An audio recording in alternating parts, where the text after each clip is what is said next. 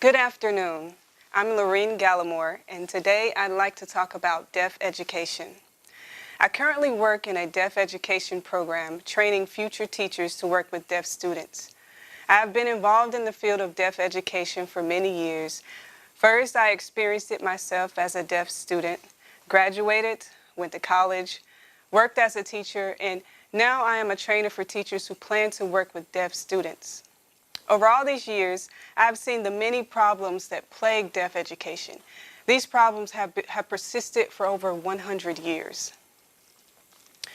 Deaf education has not changed much, and deaf kids are still failing, struggling with reading, struggling with writing, struggling in their daily lives, and struggling to build their futures, secure jobs, and achieve their dreams. Our practices in deaf education are not working. When I became a teacher trainer, I became very concerned. I needed to figure out how to transform deaf education. In 1995, I was a new trainer in a deaf education program at the college level, and I wanted to figure out what could be done to change the field. There were so many problems, but I wanted to narrow it down to the most important factor that I could address, or at least have an impact on. It became my passion. In order to figure out what needed to be done, I decided to interview deaf people about their educational experiences. I asked them what their experiences were throughout their school years, about their frustrations, their struggles, and what made them angry. I figured the best way to get to the heart of the issue was to talk to those who had been through it. The deaf people I interviewed were the outcomes of deaf education. As I said earlier, it's been 100 years, and clearly we're repeating the same mistakes. Sure enough, all of the deaf people that I talked to gave me the same story, regardless of their age, whether they were young or old, and regardless of when they had gone to school. The system was still the same. When I looked at the data, I could see that the main problems had always been there.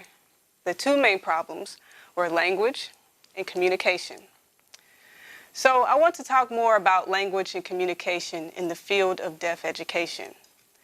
Language and communication have always been issues. When I talk to deaf graduates, deaf people who have been through the education experience, they all told me the same thing. On their first day of school, they arrived ready to learn, only to find out that their classroom teachers didn't know sign language. Some teachers didn't have any sign language skills at all. The students struggled through their classes trying to figure out what the teachers were saying. To compound the issue, their teachers rarely knew anything about deaf kids learning and how to meet those needs. They knew a lot about how hearing kids learned, but nothing about deaf student experience and learning through visual means. Rather, they emphasized the importance of learning how to speak and learn English. These things are important, of course, but not to the detriment of learning content. Students spend hours on speech drills and as a result, found no enjoyment in attending school. If you ask deaf people if they enjoyed school, often they'll tell you that it was a negative experience, or even worse, that it was a very bad experience. At the very least, they struggle to get by. It's rare to find a deaf person who loved their educational experience. For those who did, it turns out that they had a really great teacher, supportive parents, or a great school environment in some way. There are a few of these examples, but sadly, not many. The large majority of deaf people did not have a good educational experience, and so it has been for over 100 years. Clearly, the issue of language and communication needed to be addressed. After repeatedly hearing the same stories from deaf people I interviewed, I took a hard look at the teachers that I was training. I realized it was my job to make sure that they had the language and communication skills they needed. If they could learn better language and communication, they would have a significant impact on the education of deaf students. It was then I decided to investigate other college programs in deaf education. I collected data from over 60 deaf education programs in the country. I looked at all the courses that students had to take to graduate, and I saw the same pattern again and again. There were 4 or 5 courses in each program on speech and audiology, but I didn't see any courses in sign language.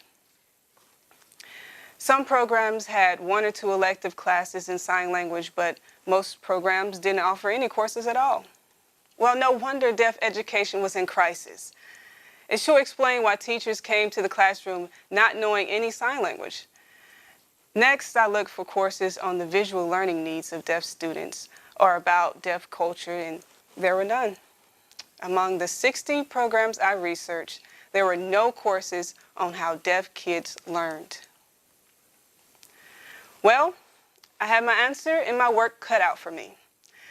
I knew I had to change our deaf education program. We had to give teachers a strong foundation in language so they could communicate more effectively and teach better. Next, I took a close look at public schools in America and discovered that there is an unspoken rule that requires teachers in our schools to be fluent in English. A teacher who was new to this country and didn't speak fluent English would never be hired to teach our kids. Parents wouldn't allow it. They would never allow a teacher who wasn't fluent in English to teach in a public school. But it seems that educational programs for deaf students don't have that same standard. So many teachers of deaf students are not fluent in the language of their students. Some of the deaf individuals I interviewed told me that their experiences in middle school and high school were much better than in elementary school because those teachers were actually able to sign. They learned so much in those later years and were finally able to understand what they were being taught. Some of their teachers were even deaf, native sign language users, but at that point it was so late in the game and they had missed a lot in their elementary school years. Research has shown that language acquisition is critical between birth and the age of 5. When children develop language by age 5, it is much easier for them in school. However, if a child has no language exposure, no language input until after age 5 years of age, that window of opportunity closes and it becomes much more challenging for kids to learn a language. You may know adults who take sign language classes, for example, and they often have much harder time than younger kids learning sign language. The young brain is much more flexible and young children are usually able to acquire language with no problems.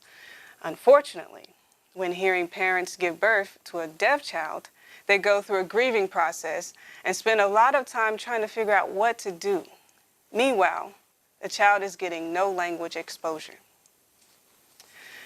Then the parents blame the schools for not teaching their child well, but those years from birth to 5 are so critical for language acquisition and they missed it. The field of deaf education needs to invest their efforts into those young, very young children and expose them to language early on. We need to take an example from Sweden. The Swedish have a wonderful system for education of deaf children. Once children are identified as deaf, they get immediate exposure to sign language and their family gets involved in the deaf community right away. For me, that's the answer to our problems in deaf education. We have to give deaf kids a good foundation in language and communication, and that will lead them to a better future. My dream for the 21st century is meeting a deaf adult, asking them about their educational experience, and hearing nothing but positive stories. That is my dream for deaf education. Thank you.